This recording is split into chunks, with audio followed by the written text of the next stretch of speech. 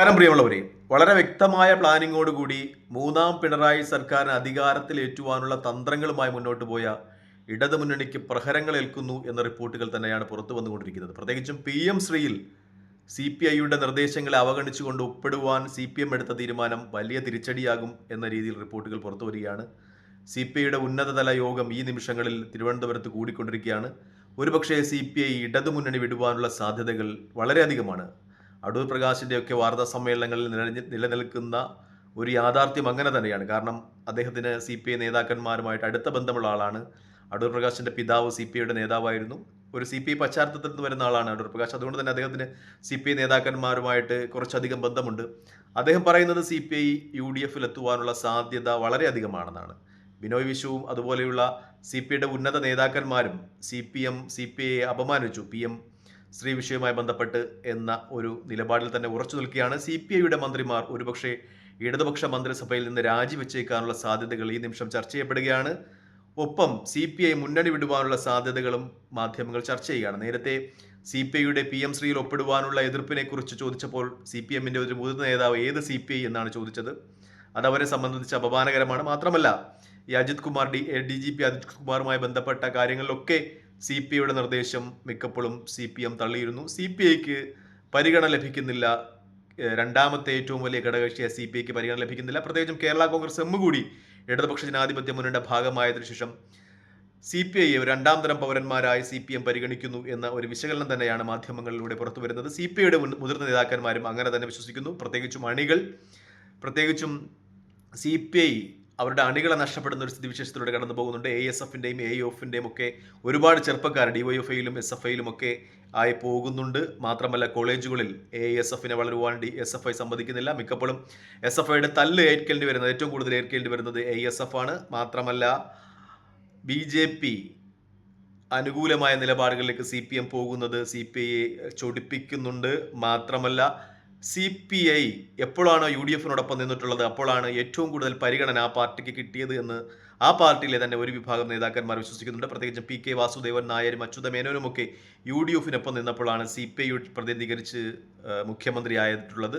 മാത്രമല്ല, ഉത്തരേന്ത്യയിൽ ഇപ്പോൾ കോൺഗ്രസ് മുന്നണിക്കൊപ്പമാണ്. തെലങ്കാനയിലായാലും ആന്ധ്രാപ്രദേശിലായാലും ബീഹാറിലായാലും ഉത്തരേന്ത്യയിലെ ഒട്ടുമിക്ക സംസ്ഥാനങ്ങളും ചില മുന്നണികളിൽ CPM കോൺഗ്രസിനോടൊപ്പം ചേരാൻ മടിക്കുമ്പോൾ തന്നെ CPI വ്യക്തമായി കോൺഗ്രസിനോടൊപ്പം ഉത്തരേന്ത്യയിൽ നിൽക്കുന്നു. ആ ബന്ധവും ഇവിടെ തുടർന്നാൽ കുഴപ്പമില്ല എന്നൊരു വിശ്വാസത്തിലേക്ക് കേരളത്തിലെ CPI നേതാക്കന്മാരെത്തുന്നു. കോൺഗ്രസുമായി കൈകൊടുക്കുവാൻ CPI തയ്യാറാകുന്നു എന്ന വാർത്ത തന്നെയാണ് ഏറ്റവും പരമപ്രധാനമായി ഈ നിമിഷം മാധ്യമങ്ങൾ ചർച്ച ചെയ്യുന്നത്. മറ്റൊരു കാര്യം കൂടിയുണ്ട്. ഒരുപക്ഷെ CPI ഈ മുന്നണി വിട്ട് ഇടതുപക്ഷ മുന്നണി വിട്ട് കോൺഗ്രസിനോടൊപ്പം ചേർന്നാൽ ആ മുന്നണിയിൽ നിന്ന് CPI പുറത്തു വന്നാൽ ഒരുപക്ഷെ CPI പിളരുവാനുള്ള സാധ്യതകളും ചർച്ച ചെയ്യപ്പെടുകയാണ്. കുറച്ച് നേതാക്കന്മാർ ഒരുപക്ഷെ ഇടതുപക്ഷ മനോഭാവം വെച്ചുകൊണ്ട് CPMനോടൊപ്പം നിന്നേക്കാം. നേരത്തെ RSP ഇടതുമുന്നണി വിട്ടപ്പോഴും RSP പിളർന്നിരുന്നു. ജനതാദൾ ഇടതുമുന്നണി വിട്ടപ്പോഴും ജനതാദളിനെ പിളർത്തുവാൻ CPMന് കഴിഞ്ഞിരുന്നു. ഒപ്പം CPI മുന്നണി വിട്ടാലും ഒരുപക്ഷെ CPIയെ പിളർത്തുവാൻ കഴിഞ്ഞേക്കാം CPMന്. മാത്രമല്ല, ഒരുപക്ഷെ ഈ ഭിന്നതകളൊക്കെ കൊണ്ട് പാർട്ടി ചിഹ്നം തന്നെ നഷ്ടപ്പെടുവാനോ മരവിക്കുവാനോ ഒക്കെയുള്ള സാധ്യതകളും രാഷ്ട്രീയ വിശാരദന്മാർ ചർച്ച ചെയ്യുന്നു. അവർ മത്സരിച്ചു വരുന്ന അരിവാൾ നെൽക്കതിർ എന്ന ചിഹ്നം നഷ്ടപ്പെടുവാനുള്ള സാധ്യതകളും ഒക്കെ ചർച്ച ചെയ്യപ്പെടുകയാണ്. എന്തായാലും വൈകുന്നേരമാകുമ്പോൾ കേരള രാഷ്ട്രീയത്തെ മാറ്റിമറിക്കുന്ന തീരുമാനത്തെക്കുറിച്ച് നമുക്കറിയാം. CPI ഇടതുമുന്നണി നിലനിൽക്കുമോ അല്ലെങ്കിൽ CPI കോൺഗ്രസിനോടൊപ്പം UDFിനോടൊപ്പം ചേരുമോ എന്ന വലിയ വസ്തുത. എന്തായാലും CPIയെ സംബന്ധിച്ച് ഈ തീരുമാനങ്ങളുമായി അഥവാ PM ശ്രീയിൽ ഒപ്പിടുവാനുള്ള തീരുമാനങ്ങളുമായി CPM മുന്നോട്ട് പോകുന്ന പക്ഷം ആ മുന്നണിയോടൊപ്പം ചേർന്ന് പോകുക എന്ന് പറയുന്നത് CPIയെ സംബന്ധിച്ച് അഭിമാനക്ഷതമുണ്ടാക്കുന്ന കാര്യമാണ്, ആത്മഹത്യാപരമാണ്, അവഹേളനപരമാണ് എന്ന കാര്യത്തിൽ സംശയമില്ല. അതുകൊണ്ട് തന്നെ CPI ഇനി ഇടതുമുന്നണിയിൽ തുടരില്ല എന്ന രാഷ്ട്രീയ വിശകലനം തന്നെയാണ് മിക്ക രാഷ്ട്രീയ നിരീക്ഷകരും നൽകുന്നത് എന്നൊരു യാഥാർത്ഥ്യം നിലനിൽക്കുകയാണ്. എന്തായാലും മൂന്നാമതും ഇടതുപക്ഷ മുന്നണി അധികാരത്തിലെത്തും എന്ന ഒരു സ്ഥിതിവിശേഷത്തിൽ നിന്ന് കേരളത്തിന്റെ സാമൂഹിക അവസ്ഥ മാറുന്നു എന്ന് തന്നെയാണ് ഏറ്റവും പരമപ്രധാനമായ യാഥാർത്ഥ്യം. പ്രത്യേകിച്ചും ശബരിമല വിഷയവുമായി ബന്ധപ്പെട്ട് അവിടുത്തെ സ്വർണ്ണപ്പാളി അടിച്ചുമാറ്റിയതുമായി ബന്ധപ്പെട്ട വിഷയങ്ങളിലൊക്കെ വലിയ പ്രക്ഷോഭങ്ങൾ UDF നടത്തുന്നുണ്ട്. അത് LDFനെ വലിയ രീതിയിൽ ബാധിക്കുമെന്ന കാര്യത്തിൽ സംശയമില്ല. അവസാന നിമിഷം ഈ ക്ഷേമനിധി പെൻഷനോ റേഷനോ ഒക്കെ കൊടുത്ത് ആ നഷ്ടപ്പെട്ട വോട്ടുകൾ തിരിച്ചു പിടിക്കാം എന്ന ഒരു സ്ഥിതിവിശേഷത്തിലേക്ക് CPM അവരുടെ രാഷ്ട്രീയ നിലപാടുകളുമായി മുന്നോട്ട് പോകുന്ന സമയത്താണ് ഈ PM ശ്രീയുമായി ബന്ധപ്പെട്ട കാര്യങ്ങളൊക്കെ വരുന്നത്. അത് CPMനെ സംബന്ധിച്ച് വലിയ തിരിച്ചടിയാകുമെന്ന കാര്യത്തിൽ സംശയമില്ല. പ്രത്യേകിച്ചും CPMനോടൊപ്പം നിന്ന AP വിഭാഗം സുന്നികൾ പോലും ഇതിൽ CPMനെ അനുകൂലിക്കുവാൻ സാധ്യതയില്ല. കാരണം കഴിഞ്ഞ ദിവസം ഈ തട്ടം എറണാകുളം ജില്ലയിൽ തട്ടം വിവാദമുണ്ടായപ്പോൾ അതിൽ ശിവൻകുട്ടി എടുത്ത നിലപാടുകളെ പ്രശംസിച്ച സിറാജ്, AP സുന്നികളുടെ മുഖപത്രമായ സിറാജിലെ ലേഖനം, അതിൽ AP സുന്നികൾ കോൺഗ്രസിന്റെ നിലപാടുകളെ, അതായത് ആ തട്ടം പ്രശ്നത്തിൽ രമ്യതയുമായി പരിഹരിക്കുവാൻ കോൺഗ്രസിന്റെ നേതാവ് ഹൈബി ഈഡൻ എടുത്ത ചില നിലപാടുകളെ, പ്രത്യേകിച്ചും ആ കുട്ടി അവിടെ നിന്ന് TC വാങ്ങിച്ച് മറ്റൊരു സ്കൂളിൽ ചേർക്കുക എന്ന ഒരു സമവായത്തിലെത്തിയതിനെയൊക്കെ എതിർത്തിരുന്നു. പക്ഷേ ഈ വിഷയം വരുമ്പോൾ AP സുന്നി വിഭാഗത്തിനും ഒരുപക്ഷെ CPM-നെ അനുകൂലിച്ച് മുന്നോട്ട് പോകുവാൻ കഴിയില്ല എന്ന ഒരു വിശകലന മാധ്യമങ്ങൾ നടത്തുകയാണ്. പ്രത്യേകിച്ചും സമുദായത്തിലെ മുസ്ലിം സമുദായത്തിലെയും ക്രൈസ്തവ സമുദായത്തിലെയും ഒരു വലിയ വിഭാഗം ഈ PM ശ്രീ വിഷയത്തിൽ CPM ഒപ്പിടുവാൻ തീരുമാനിച്ച ആ വിഷയത്തിൽ എതിരായി CPM-നെതിരായി വരും എന്ന ഒരു വലിയ വിശകലനം തന്നെ നടത്തപ്പെടുകയാണ്. പ്രത്യേകിച്ചും AP വിഭാഗം അവർ ഈ വിഷയത്തിൽ CPM-നെ സപ്പോർട്ട് ചെയ്യാൻ സാധ്യതയില്ല. ഈ കഴിഞ്ഞ സമീപ കാലഘട്ടത്തിൽ മുസ്ലിം വിഭാഗത്തിലെ ഒരു വിഭാഗം മാത്രമാണ്, AP വിഭാഗം മാത്രമാണ് CPM-നൊപ്പം ഉണ്ടായിരുന്ന, നേരത്തെ ഉണ്ടായിരുന്ന ജമാഅത്തെ ഇസ്ലാമി പോലെയുള്ള സംഘടനകളും ഒക്കെ ഇപ്പോൾ CPM-നെ എതിർക്കുന്ന ഒരു നിലപാടാണ് മുന്നോട്ട് വെച്ചിട്ടുള്ളത്.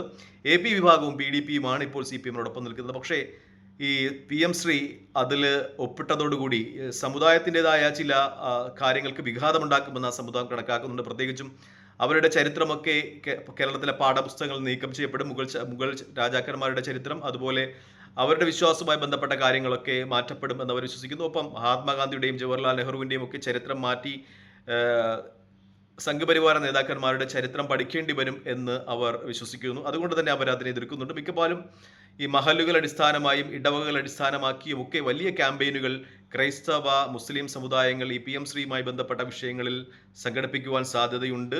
അത് ഒരുപക്ഷെ CPM-ന് വലിയ തിരിച്ചടിയാകും എന്ന കാര്യത്തിൽ സംശയമില്ല. ഈ ശബരിമല ഇഷ്യൂ അത് ഏറ്റുകൊണ്ടിരിക്കുന്ന, അത് ഒരു അഗാധമായി ഏറ്റുകൊണ്ടിരിക്കുന്ന നിമിഷത്തിൽ തന്നെയാണ് PM ശ്രീ വിവാദവും CPM-നെ വേട്ടയാടുവാൻ പോകുന്നത്. ഈ രണ്ട് വിഷയങ്ങളും CPM-നെ പിറകോട്ടടിക്കും എന്ന കാര്യത്തിൽ സംശയമില്ല. കഴിഞ്ഞ ഇലക്ഷനിൽ ഈ ശബരിമല ഇഷ്യൂവുമായി ബന്ധപ്പെട്ട് ലോക്സഭാ ഇലക്ഷൻ 2019 ലോക്സഭാ ഇലക്ഷനിൽ വലിയ തിരിച്ചടി CPM-ന് ഉണ്ടായെങ്കിലും പിന്നെ വരുന്ന ലോക്കൽ ബോഡി ഇലക്ഷനിലും ഒപ്പം നിയമസഭാ ഇലക്ഷനിലുമൊക്കെ CPM തിരിച്ചു വരുന്നതാണ് കണ്ടത്. വലിയ ഭൂരിപക്ഷത്തിൽ അവർ UDF മുന്നണിയെ പരാജയപ്പെടുത്തുന്നതാണ് കണ്ടത്. അത് കുറച്ച് ക്ഷേമ പദ്ധതികൾ, ക്ഷേമ പെൻഷനൊക്കെ വിതരണം ചെയ്തുകൊണ്ടായിരുന്നു. പക്ഷേ ഇപ്പോൾ അങ്ങനെ തിരിച്ചു വരുവാൻ CPM-ന് കഴിയുമോ എന്ന കാര്യത്തിൽ സംശയമുണ്ട്. കാരണം അയ്യപ്പൻ്റെ സ്വർണം, അതുമായി ബന്ധപ്പെട്ട ഒരു വലിയ വികാരം, അത് ഒരു സമൂഹത്തിനിടയിൽ നിൽക്കുന്നു. ഒപ്പം ഇപ്പോൾ PM ശ്രീ ഉൾപ്പെടുവാനുള്ള തീരുമാനം അത് CPM-നെ എതിരാക്കുന്നു. മാത്രമല്ല മുസ്ലിം ക്രൈസ്തവ വിഭാഗങ്ങളുടെ ഇടയിലും CPM-ന് എതിരെ അമർഷമുണ്ടാകുന്നു. ആ വിഭാഗങ്ങൾ വളരെ സംഘടിതമായി തന്നെ